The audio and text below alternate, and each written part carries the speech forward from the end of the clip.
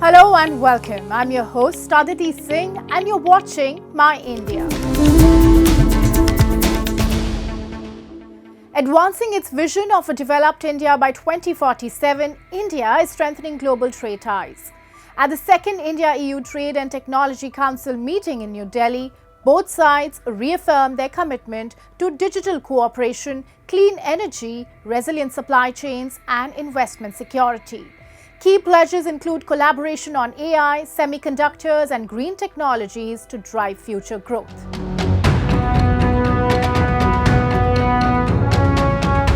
European Commission President Ursula von der Leyen arrived in New Delhi to strengthen EU-India ties, enhance trade, technology and climate cooperation, and advance the India-Middle East-Europe Economic Corridor, IMEC, for global connectivity.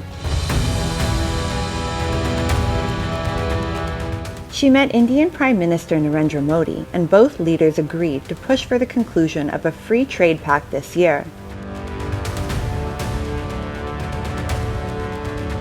Von der Leyen's visit, accompanied by EU leaders, comes amid rising geopolitical tensions, with Brussels and New Delhi set to outline key areas for closer cooperation as part of their strategic partnership. She emphasized that challenging times present opportunities for stronger EU-India collaboration.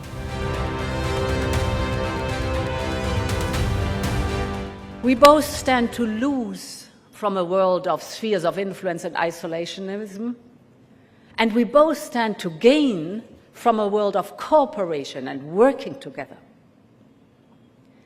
Because we can offer each other distinctive alternatives and tools to make ourselves stronger, more secure, and more sovereign in today's world.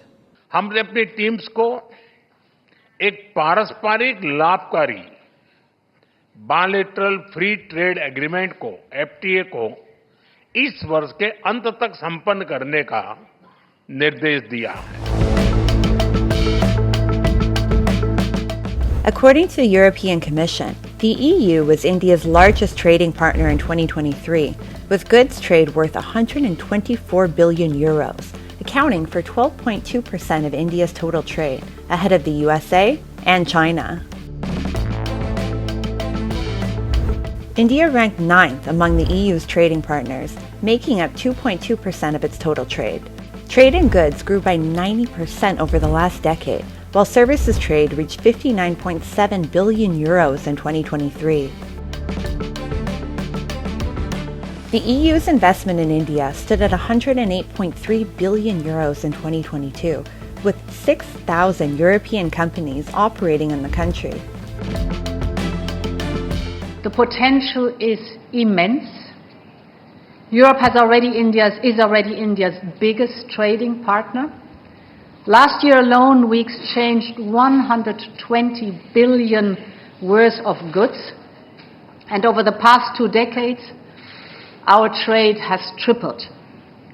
All this is proof that our businesses and people want to work together. In another milestone for India's growing ties with Europe, Her Royal Highness Princess Astrid of Belgium led a high-profile economic mission to India, strengthening Belgium-India relations across key sectors.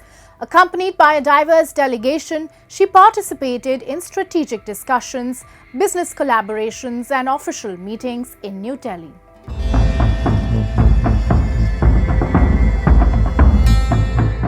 Her Royal Highness Princess Astrid of Belgium led a high-profile economic mission to India, strengthening Belgium-India ties in trade, investment and technology. Accompanied by a diverse delegation, she met Indian leaders, including Prime Minister Narendra Modi, to explore collaboration in defense, infrastructure, renewable energy, and digital innovation. Key highlights included the inauguration of industrial projects, discussion on women's leadership, and cooperation in space research.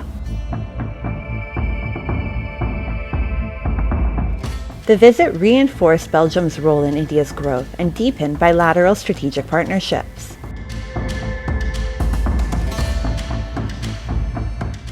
we are very compatible. So there are a lot of challenges in India for which we have the solutions. For instance, waste management, water management, a lot of innovation. We have the most important research institution on semiconductors in the world.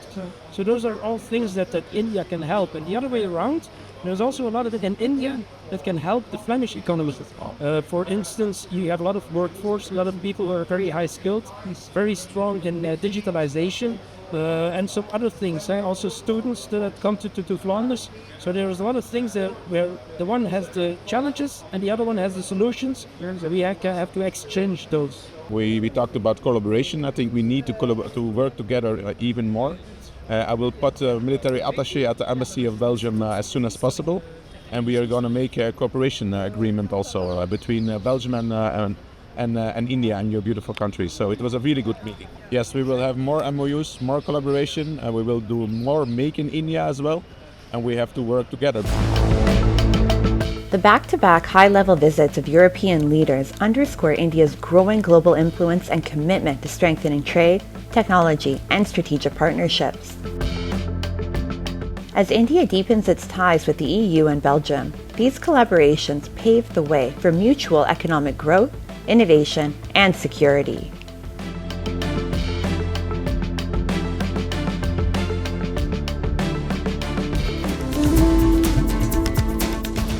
Worldwide, efforts to protect wildlife and biodiversity are growing through policies, protected areas, and awareness campaigns. Celebrated on March 3rd, World Wildlife Day amplifies global action against habitat loss, poaching, and climate change. Let's dive into India's conservation journey.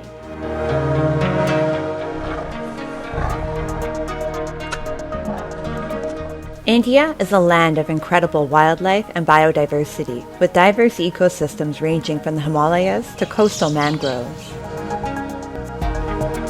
The country is home to iconic species like tigers, elephants, and rhinos, making conservation essential for ecological balance and sustainability. On World Wildlife Day, Prime Minister Narendra Modi visited Gir National Park in Gujarat and chaired the 7th meeting of the National Board for Wildlife. The board reviewed key conservation efforts, including the expansion of protected areas and flagship programs like Project Tiger, Project Elephant, and Project Snow Leopard. Discussions also focused on initiatives for dolphin and Asiatic lion conservation, along with establishing the International Big Cats Alliance. India has done fairly well in terms of conserving tigers. We are the global leaders for tiger conservation, and taking cue from how India has conserved its national animal, tiger, or its national heritage animal, which is the Asian elephant, India has also established or rather hosting the International Big Cats Alliance, which is to essentially work with all the big cat range countries. So I see India has done fairly well. India stands among the world's most biodiverse nations, covering just 2.4% of Earth's land while hosting 7 to 8% of all known species, including over 45,000 plants and 91,000 animals. Its vast and varied ecosystems, forests, wetlands, grasslands, deserts, and coastal habitats nurture rich biodiversity and provide invaluable ecological benefits. The country is also home to 4 of the world's 34 major biodiversity hotspots: the Himalayas, the Western Ghats, the Northeast region, and the Nicobar Islands, underscoring its global conservation significance. To safeguard this natural heritage, the Government of India, through the Ministry of Environment, Forest and Climate Change, has introduced robust policies and initiatives. In the 2025 to 2026 Union Budget, the Environment Ministry received 410 million USD, marking a 9% increase from the previous year. The government allocated 54 million USD for the integrated development of wildlife habitats and 35 million USD for Project Tiger and Project Elephant, reflecting an 18% rise in funding. These investments reaffirm India's commitment to protecting its rich wildlife and ecosystems for future generations.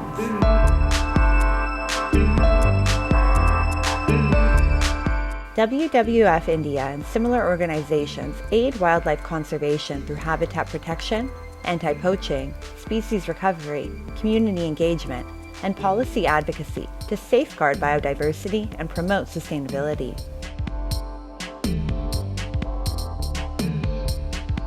We are working with the Wildlife Crime Control Bureau, with enforcement agencies, and directly with the Ministry of Environment, Forest and Climate Change, with the state forest departments to strengthen protection for wildlife populations and their habitats in our country. We are also working with Traffic International and through our own wildlife trade control program to address this illegal wildlife trade.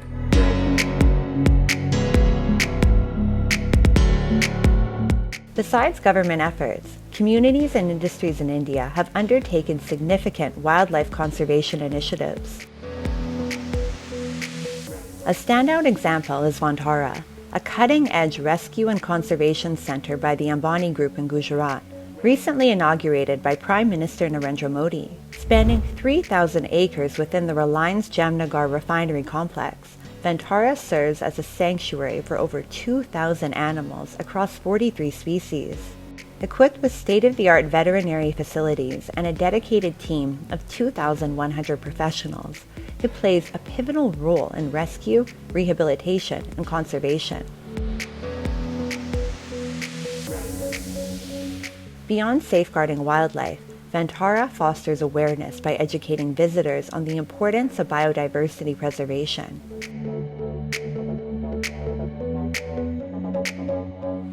Our aim is to do capacity building, so all the 150 zoos in India become world class, and we are a world leading facility across all states and across the country. India should be the first in setting standards, and the world will follow us, where our animals are not treated badly, where the world looks at us for animal welfare and wildlife welfare.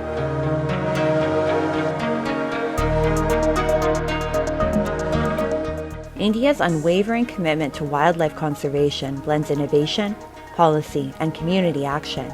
By integrating technology, global collaboration, and sustainable practices, the nation continues to set benchmarks, ensuring a thriving, biodiverse future for generations to come.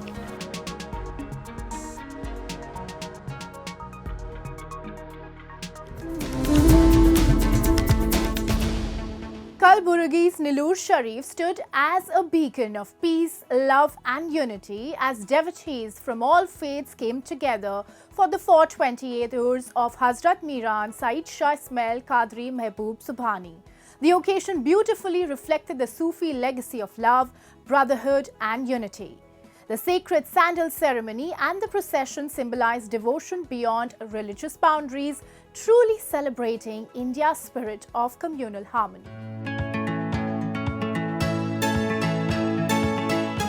Nestled in the serene landscapes of Niloor Sharif in Kalaburagi district, the Dargah of Hazrat Miran Sayyid Shah Ismail Qadri Mehboob Subhani stands as a symbol of peace, love and unity. This sacred shrine attracts devotees from diverse faiths, transcending religious boundaries and fostering brotherhood and inclusivity.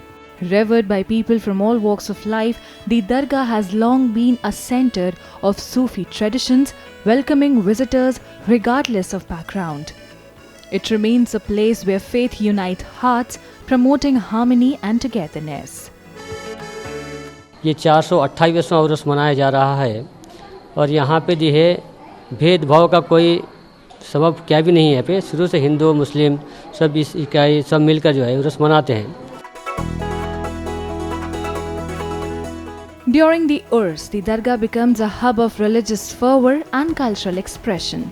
The rhythmic echoes of qawwalis and Sufi poetry fill the air, evoking a divine presence. Scholars, Sufi saints and devotees gather to share the saint's teachings, reinforcing his message of compassion, humanity and oneness with the divine. इसको उर्स असगर यानी छोटा उर्स कहा जाता है और उर्स अकबर जो हुजूर हज़रत सैयद शाह इस्माइल क़ादरी आक़ा नीलूर शरीफ अपनी हयात में हुजूर गौस पाक की 11वीं मनाया करते थे। उसी की आज तक वो रिवायत चलती आ रही है और आज भी लोग 11वीं शरीफ को यहाँ पे बड़ी अक़ीदत और एहतराम के साथ मनाते हैं और यहाँ पे बिला मज़हब व मिल्लत हर मज़हब व मिल्लत के लोग यहाँ पे आके फैज़याब होते हैं। अल्हम्दुलिल्लाह आज जितने भी लोग इस उर्स मुबारक में शिरकत कर रहे हैं उन सब की जायज़ दुआएं जो भी हैं मैं अल्लाह ताला से दुआ करता हूँ कि उनको अपनी बारगाह में कबूल व मकबूल फरमाएं।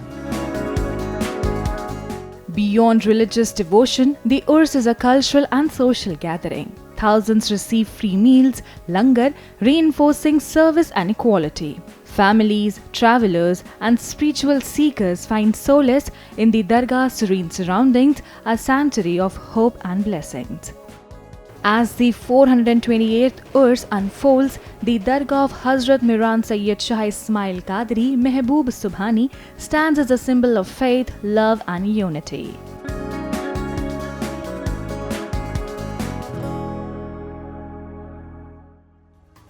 Now, let's delve into World in Focus, featuring the latest global developments and events shaping our world.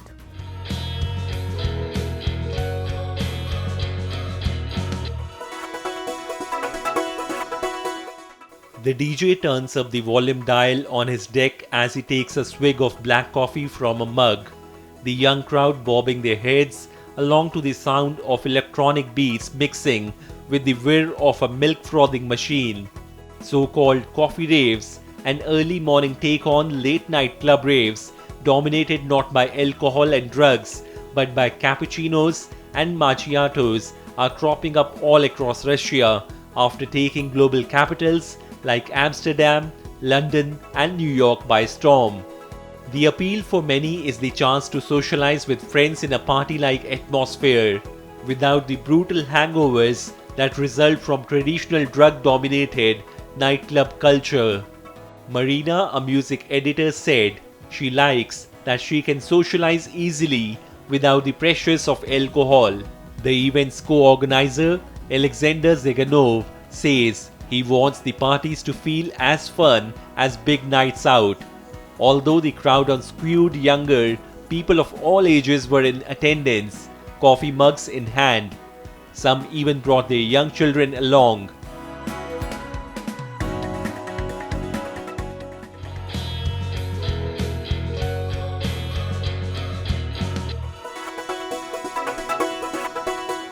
AI-powered dreaming room by Turkish-American artist Rafik Anadol was unveiled at the Guggenheim Museum in Bilbao. Under the name Living Architecture Gehry, the artist uses artificial intelligence to reinterpret the architectural legacy of Frank Gehry, designer of the Guggenheim Museum, in which the exhibition takes place through generative art. Anadol's installation utilizes an AI model trained over months on a vast array of freely accessible images, sketches and plans. This model is aimed at dynamically translating Gehry's architectural vocabulary into ever-evolving forms, colors and movements. Inside the gallery, nearly 50 projectors present the artwork at a high resolution of 20,000 pixels, showcasing 25 million ethically collected images of nature and Gehry's work, said Anadol. The artist describes this as the first instance of AI dreaming continuously, offering new paintings and forms every day. He envisions a future where architecture transcends traditional materials.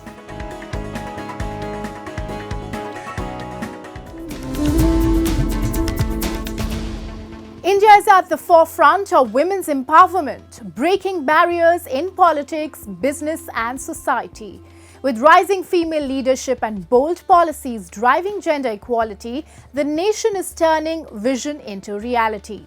Today we meet the drone didis who set an inspiring example of empowering rural women in India with drone technology for agriculture and innovation.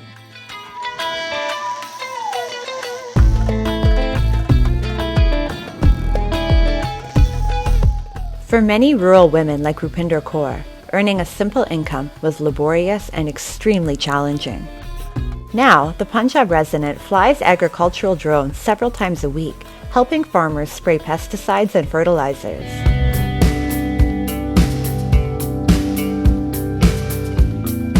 A year ago, she learned about the Indian government's Drone Didi program through her local self-help group. After training, she became a licensed pilot, operating drones weighing 25 to 35 kg. For Kaur, this job is more than work. It's financial independence and freedom.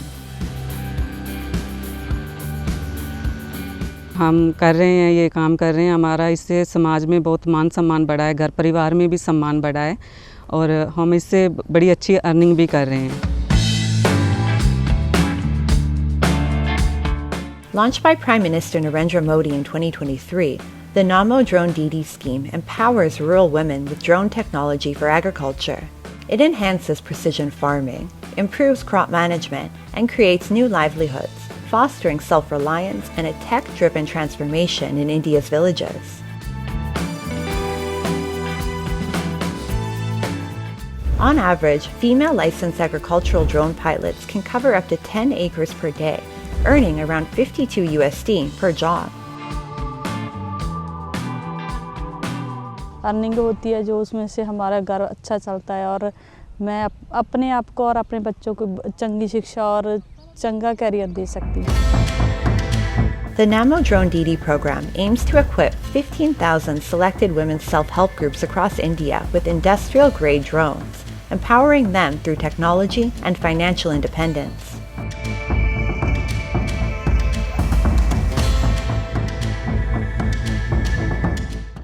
Women in India are breaking barriers across all fields, taking on roles once dominated by men. A shining example is the all-women crew successfully operating semi-high-speed trains, showcasing skill, leadership and a powerful message of women's empowerment on the fast track to progress. The Vande Bharat Express, operated entirely by women, departed from Chhatrapati Shivaji Maharaj Terminus in Mumbai. From the local pilot to the train manager and onboard staff, this initiative showcases women's empowerment and their growing role in Indian railways. ये हमारे लिए बहुत गर्व की बात है क्योंकि जो गाड़ी का इनॉग्रल रन साक्षात मोदी जी ने हरी झंडी दिखा के किया हो और ऐसी वो गाड़ी हमें ऐसे दिन पे काम करना मिले तो ये हमारे लिए बहुत गर्व की बात है. सेंट्रल रेलवे ने जो भी महिला कर्मचारी है उनको हमेशा ही आगे बढ़ाया है और हमारे लिए बहुत ही गर्व की बात है कि वंदे भारत में हमें काम करने का मौका मिला है और मोस्टली आज जो भी महिला है इसमें वर्क कर रही है सभी महिलाएं ही हैं. This initiative by Indian Railways on International Women's Day sends a strong message that women are advancing in every field and can handle any responsibility with dedication and hard work. This is not just a proud moment for Indian Railways, but for the entire nation. Women are now walking shoulders to shoulders to men as well, and yeah, it's a real privilege to have women, serving a different age group of people and having, freedom of working anywhere and everywhere. India is witnessing a transformation. Women are pioneers, not just participants, in fields once dominated by men. From piloting drones to operating high-speed trains, they are reshaping the future. Initiatives like Drone Didi and all-women train crews reflect India's commitment to gender equality. As women break barriers and lead with confidence, empowerment becomes a reality, not just a vision.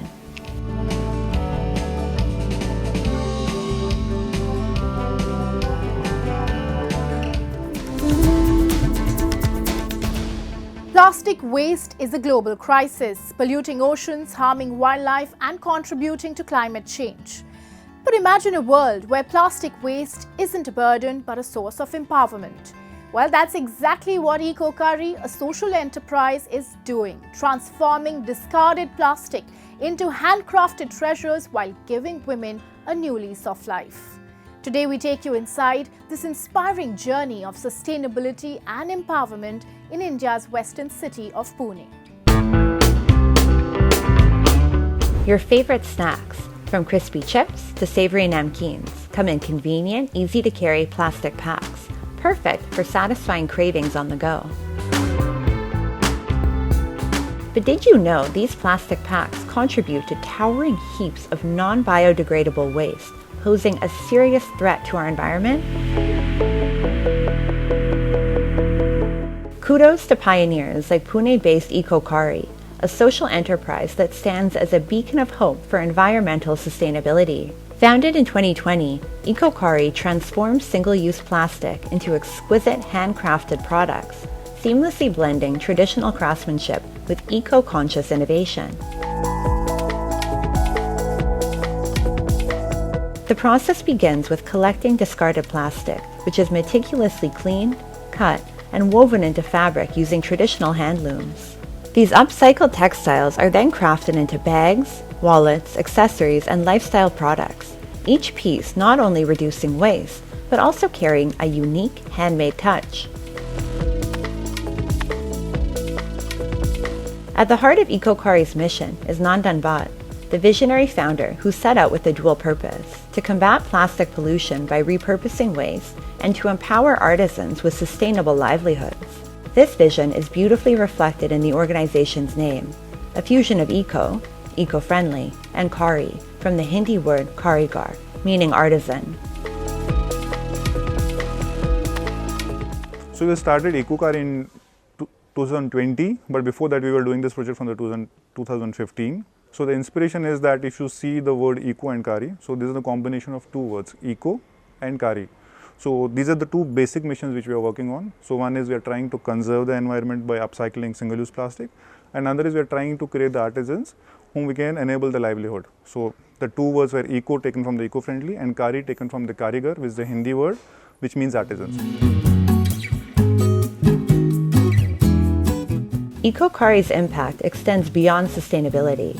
It empowers women artisans, many of whom are entering the workforce for the first time. Through hands-on training in loom weaving, they gain not only financial independence, but also confidence, purpose, and a strong sense of community. For many, the transition from homemaker to artisan has been truly life-changing. पहले मैं घर पे थी ना, house wife थी, तो खर्चा घर नहीं चलता था। अच्छा, आदमी के अकेले में कमाता था ना, तो पैसा नहीं पुरता था घर में। तो मैंने सोचा कि किधर तो काम करना पड़ेगा, तो हम भी कमाने लेके ना, तो बच्चे के स्कूल के लिए ही मेरा पैसा आता है काम पे, तो अच्छा लगता है इधर काम करके। We are working with the women and artisan who are not coming from the weaving background. So if you see, weaving in India is traditionally a family-based job. It's a caste-based technically job where people do learn weaving over the period of time by looking at the parents or the grandparents who are doing it, and it's an on-job kind of a training. So they take good amount of time to learn it. Looking ahead, EcoKari envisions training more artisans and expanding its product line, proving that sustainability and empowerment can weave a better future. With each repurposed plastic piece, it stitches together economic growth and environmental change, creating ripples of impact that extend far beyond its looms. EcoKari's journey is a powerful reminder that small actions can drive big change. By turning waste into opportunity, it's not just reducing plastic pollution, it's weaving a future of sustainability and empowerment.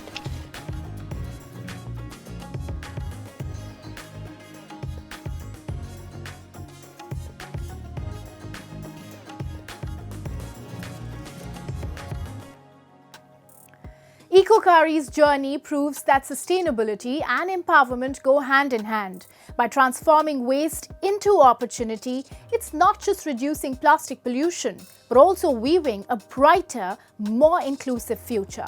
And with that, we wrap up today's episode of My India. We will see you next week at the same time. Till then, goodbye and take care.